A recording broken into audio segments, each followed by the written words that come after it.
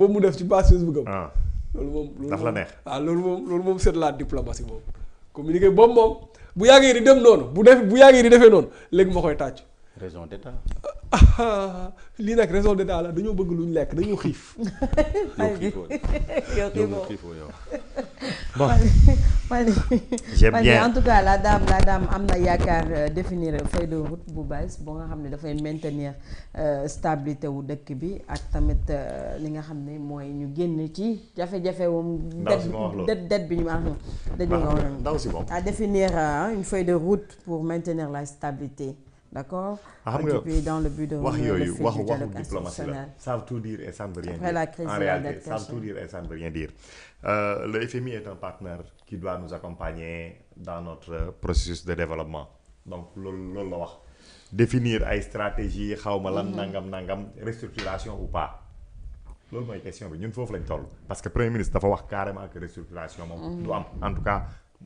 sous son magistère ou xawma en tout cas tant qu'il est premier ministre ou xawma fan la ko toll donc ndaw si li mu wax aw saar la rek maintenant non elle ne nous renseigne sur rien du tout maintenant xam nga man en tout cas soit j'ai mal lu le thème wala parce que dañ waxoon dañuy def un peu comparaison wala boo koy dañ ci yegg si pourtant loolu la sax waaw donc loolu la ñi ñoo dugg ci FMI di ñii c'est des économistes c'est ça bon maintenant ci loolu man dama gis parce que pour moi le parallélisme est pertinent parce que dafa am luñ bokk ci contexte ak yu bëri yuñ bokk et il n'est question que de Sénégal et que de la victoire du Sénégal par les Sénégalais donc mi ngi noonu dama gis mu am ñaari yëf yu am on a changé d'entraîneur on a changé de président de fédération ci misaal jàppal ni changé nañ président de la République changé nañ premier ministre. Non je ne dirais pas premier ministre assemblée nationale. Assemblée nationale ok. changé nañu assemblée nationale le président de la République c'est le coach pour man l'assemblée nationale c'est la fédération. Okay. Ou alors vice versa. waaw mais naka lañ dundee changement yooyu biñ changé gouvernement ñi Pastef bi mu gagné réew mi dafa ñëw ñu doxal 6 mois mars lañ jël réew mi septembre ñu def conférence parce que effectivement il y a une loi qui leur intime l'ordre de faire la situation des finances publiques donc ñu def ko pare wuñ sax ñu oo ñu conférence de presse parce qu'il y a une vérité à nous dire mooy que ni Sénégal ndekete dafa doon leb di ko nëbb te li ëpp ci xaalis boobu sax dañ ko def ci ay poche toxal ko mais du loolu moomu ci intéressé donc supposons que sax dëgg la ñu jéebaane Sénégal ci communauté internationale bi et ci lañ nekk ci descente aux enfers bii nii nga xamante ne ñi ngi nekk taxaw jonkonu FMI ma jàpp ni dette cachée lañ wax on a toujours des choses à cacher football Sénégal xam nañ ni des fois dañuy taayee âge yi dañuy judduwaat pour mën a am licence bu ñu mën a defee seen football am na peut-être ay yeneen affaires yu ñuy def yoo xamante ne bi ñuy éliminer fii Égypte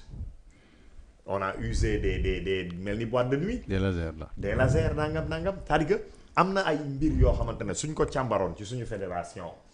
ci licence yi ak ci suñu équipe nationale dinañ ne diw sangam kat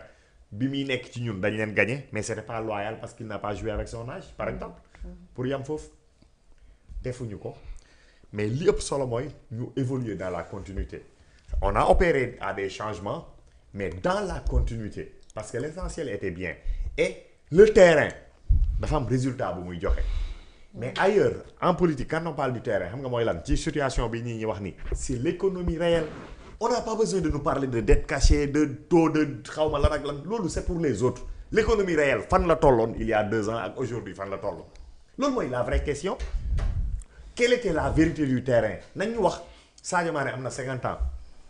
ok mais sur le terrain mooy téye xale yu ndaw 23 ans 22 ans 27 ans di leen duut di leen bës di dugal di passe di toj match yi 96e minute xaw ma 97e minute après des arrêts déjà sax donc da ngay dugg ci ay 100 et quelques minutes ci la këf bal ci booy bu am ay 25 ans xaw 26 ans romb ko waaw. donc loolu mooy l'économie réelle loolu mooy la réalité gis nga mën nañ ñu nax ci ay agrégats mais mën nañu nax ci économie réelle. et dañ jàppoon ni Sénégal mi ngi woon ci benn dynamique benn rampe il y avait des investissements par notre budget et par les investissements directs étrangers qu'on réussissait à capter aujourd'hui loolu yëpp mënuñ ko am. parce que dañ jéebaane suñu bopp dëgg la du dëgg mais kan moo xool Sénégal ci voilà un peuple boo xamante ne authentique fiable dëggu véridique non ñii liñ def fële njàmbaar feeñ na ñii liñ wax fii mais dañ tonk maanaam dañ presque dañ sëngéet ñoo dig ana lum ñu jëriñ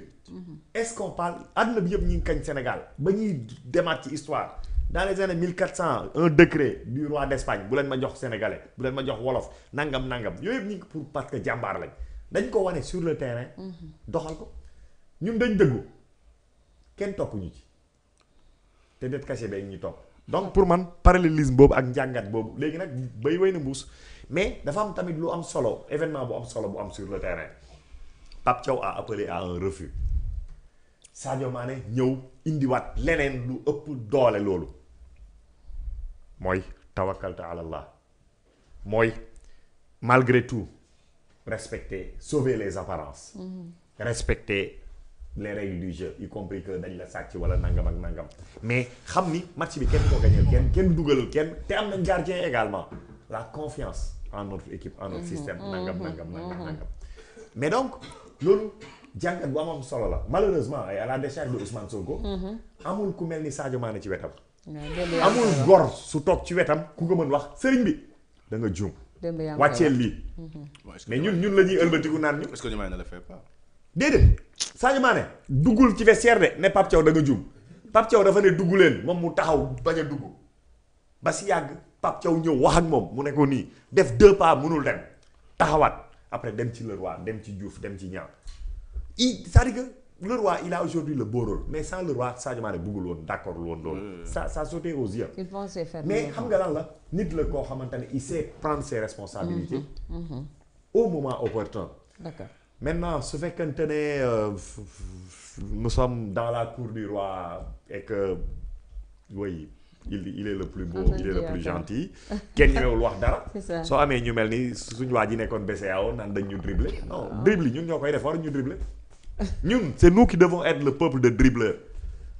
mais toog rek dañ ñu dribbler waaw mi ngi noonu Fallou Vera Martin mën nañu am ci moom yaakaar parce que boo fàttalikoo ñu ngi wax ni 2023 2025